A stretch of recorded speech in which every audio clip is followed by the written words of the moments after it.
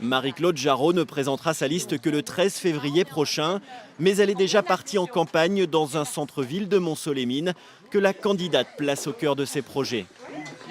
Le centre-ville souffre, près de 70 commerces fermés, tout simplement parce que le centre-ville a été écartelé entre des grandes surfaces à l'extérieur, du côté de l'embarcadère avec des projets pharaoniques, et puis un centre-ville qui ne s'y retrouve plus.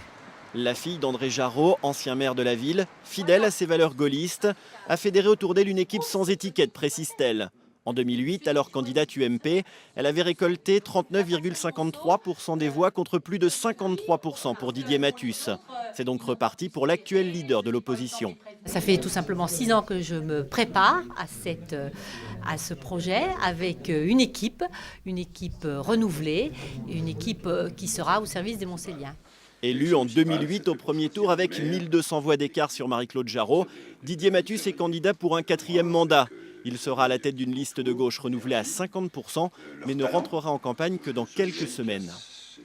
Moi, je suis maire avec une équipe municipale qui a la responsabilité de conduire les affaires municipales jusqu'au 30 mars. Donc il n'est pas question de rentrer en campagne trop tôt. Nous rentrerons en campagne à la mi-février. Le précédent scrutin avait été marqué par plus de 40% d'abstention à Mont-Solémine. En 2014, le candidat socialiste, actuellement sans mandat national, craint-il un vote sanction ? Je crois que les gens font la différence entre l'élection municipale où, encore une fois, on choisit un maire et le contexte national qui est d'une autre nature sur lequel on peut porter des jugements différents.